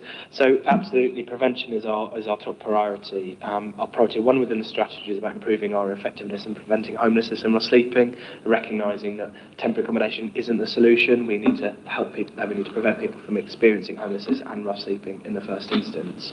I'm really pleased to say that because of the fantastic work of our housing teams and our partners across the city, we have some of the best prevention rates in the South East. So I think it's something around 65 to 70% of households who have their homelessness prevented end up with accommodation secured. So our prevention rates are very good. Our biggest challenge that we identified within our strategy is about getting to people early enough or earlier on so that we can really maximise our chances of preventing that person's homelessness. We've invested a lot of money into sort of increasing our capacity in the front line to make sure that we're able to reach people as early as possible, and do a lot of work with our partners, co-locating in organisations like hospitals and others to really get to people as early as we possibly can. And I'm really pleased to say that some of the data is showing that we are increasing the number of people accessing our services, what we call that prevention stage, is starting to increase, and it's going in the right direction. So prevention remains our absolute priority. And then just on the seniors element, There is an exemption for seniors housing within the policy, so seniors' homes would be advertised on choice-based, what we call home move, our choice-based lettings platform, and won't be used as temporary accommodation for the purpose of this interim period. Do you think people know there's a prevention team? Is it advertised well enough for people to get in early? That's a really good question, and I think a big part of our strategy is raising the profile of our early intervention work and about how we want people to come to us early, and working more closely with schools, GPs and other organisations. It's things like really advocating for services and anybody working with anyone, just to ask simple questions like, where did you stay last night, to really raise that profile in the city and start the conversation and sort of address some of the stigma that people have experiencing homelessness, so that we can get the right support in as early as possible. Councillor Shanks. Thank you. A couple of things one's about the consultation. So I think it would have been useful to see what so far you've had from the consultation, because it's a bit late, because it started on the 19th of January and you're already in it, and I get you've started it. But if we were going to make any recommendations about expanding this, which I don't think we could do today because we don't know really what people think about it, and I imagine there's quite different thoughts as to which side of it you are on. I mean, I don't really have an issue with it, but then I'm lucky to have a house. So I think I suppose my confusion is always with this label temporary, because these people that we let this void to, they're not going, when I say it's temporary, it makes me think that it's going to be quite quick. It's not, is it? It's quite long-term accommodation. So I think my question is really, in that other background document we were sent, is there's an alternative option that, because being homeless is also part of our housing allocations policy. So I think as Councillor Sykes was saying, I don't know really quite how it works. It's never been something I've spent a lot of time on, but yes, I get that you can bid for things, but if you are homeless, then you're in a high degree of need. So, and they're going to have a void in our social housing. So I don't really understand why we're then calling that temporary accommodation, because in fact, they're going to be there for quite a long time.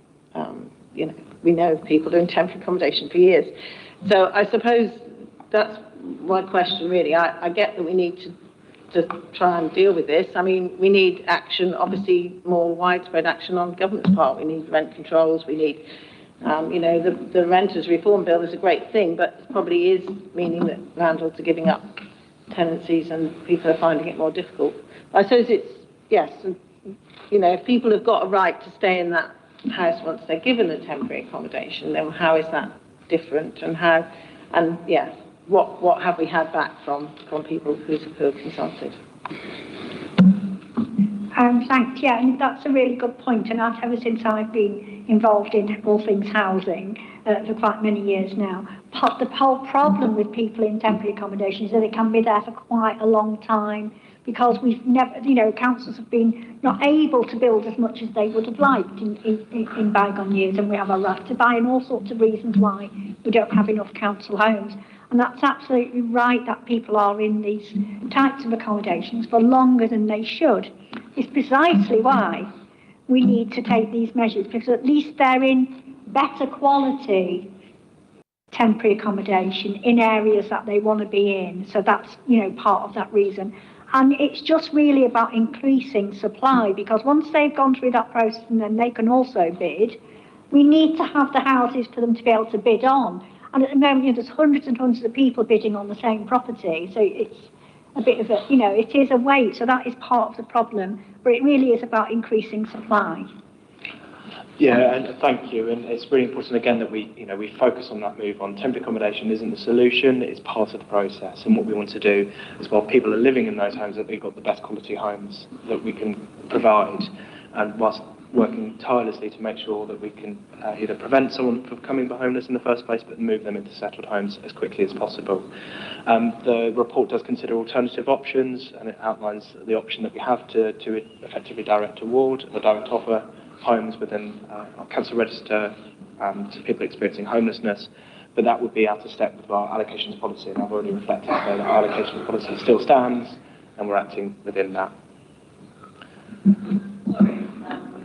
about the response you've had to the, but also, yes, to the consultation. But also, I mean, if somebody, say a family is moved into one of our voids then, I mean, they're still going to have to bid to stay in that void? I mean, so why would you want to make them move? I just don't really understand why they can't be a social housing tenant after they've, you know, if they've lived there and they've paid their rent and all that stuff. It just seems that these people are in very insecure accommodation. Yes, we're giving them accommodation, but it's still pretty insecure if you're saying they need to bid to stay there or to go somewhere else. I mean, I know they can be there for a long time, but if I was in temporary accommodation, the word temporary would mean I wouldn't feel that secure, maybe. Yeah, thank you, Councillor. Apologies about the consultation. So, as I mentioned, we've had about 200 responses to the consultation so far, mixed between people living in temporary accommodation and also people on the housing register. I'd be more than happy to share a copy of the consultation report once it's finished and ahead of the Cabinet decision. So the consultation closes on the 1st of April, and then we'll have the opportunity then to review the responses, and I'm more than happy to share that with the committee for information. Just in terms of the allocations policy, it's always a big challenge, and I think for us, we want to provide settled homes for as many people as we possibly can. We have 2,200 households living in temporary accommodation, but we also have 5,800 households on our housing register, and it's all about trying to be transparent and fair and balancing the needs. So whilst it would be fantastic if we're in a position to be able to offer homes to people experiencing homelessness straight away, but we're trying to balance that need with the households living on the register. And we've already heard today about some of the circumstances of someone waiting to bid on a property and others that are in housing need in the city. So it's all about how we do it fairly, being transparent in the decisions we make to allocate one of the most precious resources that we have as a city council.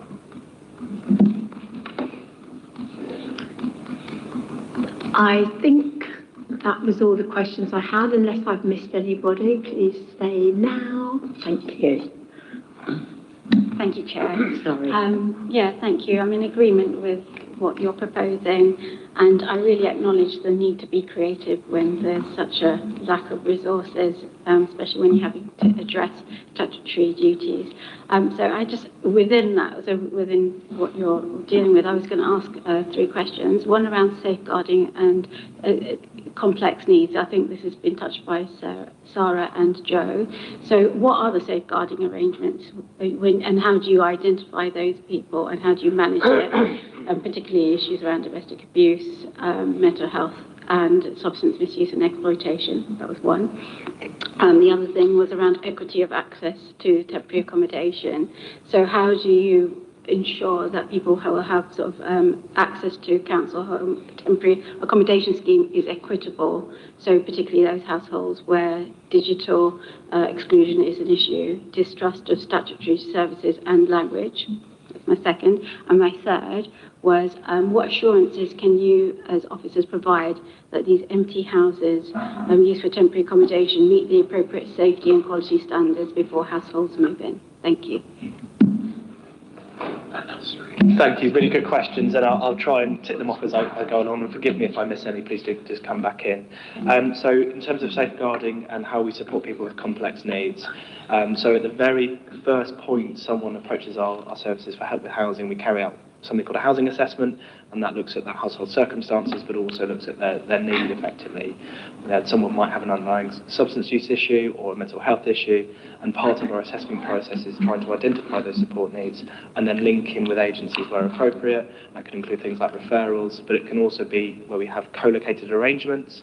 So we have an independent domestic abuse advisor who is co-located with our frontline homelessness services.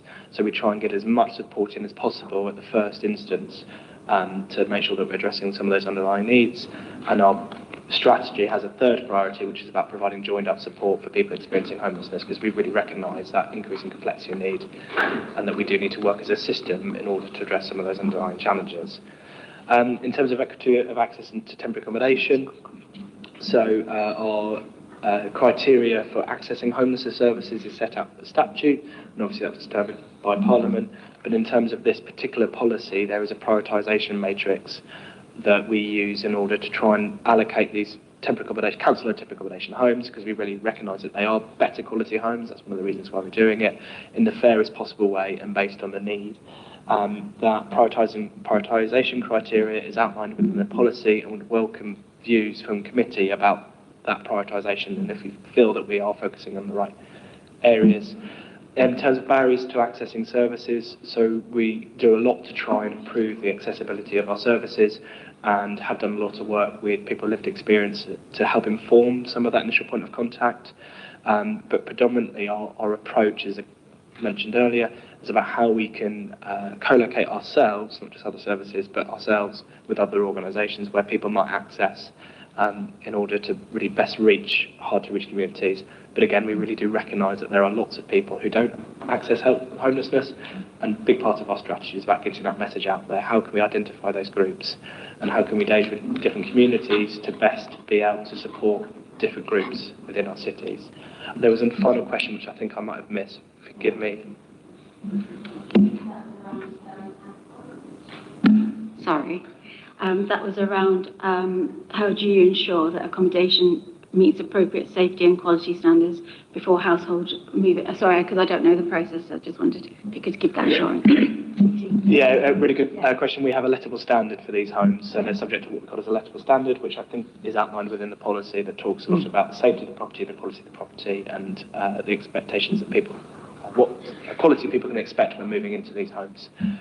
And the advantage of being a council-owned property is that that standard is very much within our control, and we're able to deliver on that standard. I don't know what's wrong with me, sorry. It's about the second question around the barriers and additional barriers. How would someone who might not be using IT, how would they be able to access service and get a fair go at accessing accommodation? Yeah, thank you. And I completely recognise that there is a part of our residents, a part of our population who just won't engage with our services and are facing a number of different barriers in accessing that. We try to make our services as accessible as possible, so things like we have face-to-face appointments and a variety of different ways that people can access our services. But a big thing that we do is that we look at the data of the people experiencing homelessness within the city, and we compare that against things like the demographic of the city to identify whether there's some imbalances within who's accessing our services, and then engage with those groups. So, for example, we know that black and ethnic minority groups are disproportionately affected by homelessness, but they're lower represented within our services. So we try really hard to engage with those different community groups using our data. That's the general approach that we take and what we've done within our strategy as well. Thank you. Fiona. Thanks very much. Yeah, it's really, really interesting and positive about increasing the standards of temporary accommodation. The question I wanted to ask was sort of a bit along the lines of the one that Councillor Shanks brought in, that families living in temporary accommodation, are you, and the fact that they could be there for a long time, and then you could think that there may be a family will have created a home, their children might be at local schools, and this is quite a settled home for them. So are you also considering building into the system some flexibility where actually temporary accommodation, they could bid for the temporary accommodation to become there, because you'll still be creating further space as you increase the housing, social housing, as you're intending? I'm just sort of trying to think about, I suppose to sum it up, is having some flexibility within the system, if you thought it was appropriate and fair, could create stability in a family staying in one place. Yeah. Yeah, thank you for the question, and I really hear committee's views about whether or not we should just be using these properties for stable homes in the first place and not temporary accommodation. And the reflection there again is about ensuring that fairness within the process. So people living within those temporary homes aren't able to bid on those homes, they're not being advertised to our housing register, but they will still be able to bid on other homes that are being advertised through that register. But again, this is about how we try and meet the needs on the housing register across the city. we really recognise the impact of living in that nightly paid temporary accommodation can have on people experiencing homelessness, but we also really recognise the fact that we've got people who might be in overcrowded accommodation that aren't in council homes or require some form of adapted accommodation as well. And it's about how do we balance those needs as best as possible, and how do we allocate those homes as fairly as possible, and how we follow what we call our allocations policy in order to do that in the most transparent way. But I do hear the committee's views on whether or not we should be using these as permanent homes. Yeah, I suppose the point I'm making, and I really hear you around the fairness around processes. That's essential to have fairness around processes. I'm just thinking that sometimes especially when you're dealing with families who've been in temporary accommodation for a long time, that actually just as part of a policy, flexibility can potentially help the whole system. That's really all I'm saying. I'm not talking about bypassing processes. I'm just talking about initiating flexible thought can be an interesting part of allocation. To provide a very technical response, we do have something called a direct offer within our allocations policy, which we use under exceptional circumstances. So there is some flexibility, but we try to do that on as few occasions as possible in order to ensure that fairness and transparency in our allocations. Councillor Shanks. Sorry, I just looked at our allocations policy now because I wasn't sure about it. So it was changed in October 24, and I wonder if that has any impact on whether people who are homeless were able to directly be housed. But anyway, it does say that where you're satisfied households are homeless or risk of homelessness within 56 days, these households will qualify for reasonable preference. So I suppose that's my question then, why couldn't they have a permanent tenancy?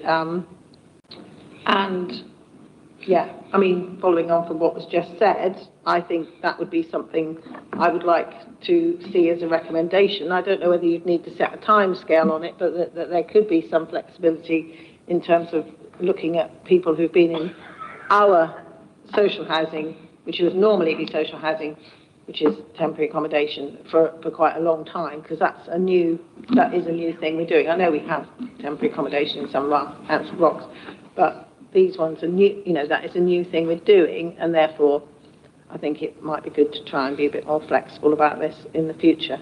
But yeah, I just wondered if that's what's made, is that part of the increase in temporary accommodation, that we used to house people more from the home, who were more homeless? I don't know. I've just looked at those changes that were made last April.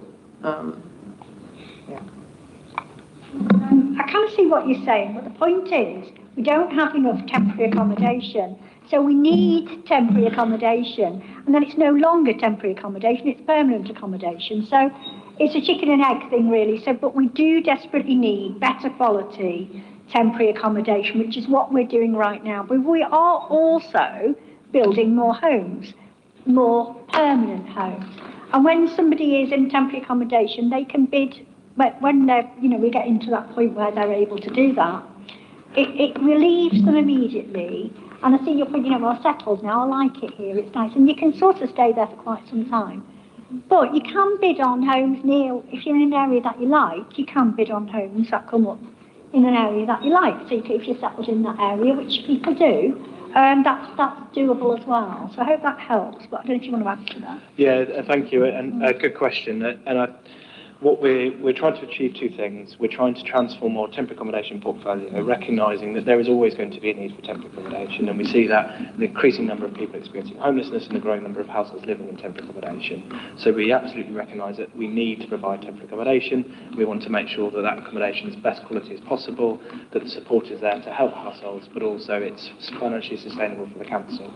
And part of the proposals is about how do we create that affordable, quality portfolio of temporary accommodation, whilst we then do everything we can to move people into settled homes by doing things like increasing our supply of affordable homes within the city. The challenge means we need to do both.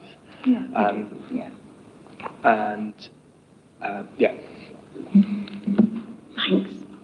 I've got some questions I'd like to ask. This is obviously an interim scheme that's being proposed. What I'd like to understand are what are the key risks that are associated with extension of an interim scheme beyond 12 months, which I know was mooted as an idea, and how are they going to be monitored? But also, one of the questions I'd like to ask is what's the criteria for either ending, continuing, or amending the scheme as once it's proposed, and how are we going to be monitoring that, and will you bring that back to scrutiny if and when that decision is being looked at? Thank you, Joe. Really good question. So we're consulting on, as part of our consultation, we're consulting on the proposal of extending the interim period for a further 12 months to a maximum of 100 properties. That consultation outcome will come to Cabinet in April for a final decision on the policy. If the policy is extended by a further 12 months, as I mentioned, we anticipate about 100 homes. The greatest impact of that would be to households on the council's housing register waiting to access social homes. What we're trying to do is mitigate that impact as much as possible. So based on the previous 12 months, we've let around 470 council homes to people on the housing register, and factoring exemptions already within our policy that we have at the moment, we're anticipating to let 80 properties, which is around 17% of the total lets for that year. If we extend the policy, it will be about 20% of homes within that 12-month period will go to temporary accommodation. What we're planning to do is do that over a 12-month period, so that means that properties and homes will still be advertised to households on the register, but some 20% will be kept back to be used as temporary accommodation. Yeah. So we really recognise the impact that it will have on households on the register, but what we're trying to do is smooth that over a 12-month period to minimise the impact as much as possible. And again, there's lots that we're doing about increasing our supply of affordable homes that will come into place over the next 12 months as well. Great. And my final question that I wanted to ask was actually around, we're obviously undertaking this consultation process now around this scheme, which is great.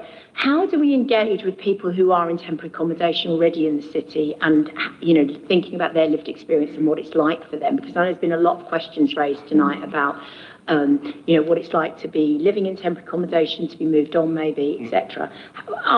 Do we engage with those people and gathering those lived experiences on an ongoing basis to make sure how we're actually delivering against those services, just more generally? Yeah, sorry, nothing more. Yeah, thank you. Really good question. A really good question. So we've already had responses from people living in temporary accommodation as part of this, and we have lots of different ways to contact people. Predominantly, we know email is actually one of the most effective ways. People can respond to it in their own time, and they've responded to our survey. But we do consult with people living in temporary accommodation as much as possible through things like our lived experience group, through an amazing organisation called Common Ambition. And I would just like to say a huge thank you to residents with lived experience of homelessness supporting us in developing our policies. As a City Council, we also engage with other partner organisations and groups. There's something called the Temporary Accommodation Action Group, which looks at how we can provide better support to people living in TA, which is a combination of different partners. So we really work hard to inform that voice of people living in TA in our policies. It doesn't mean that there's not more we can do and that we really want to do, and about improving that influence of lived experience in the way that we provide our services, and that's very much a focus over our strategy. Thank you. Any further questions?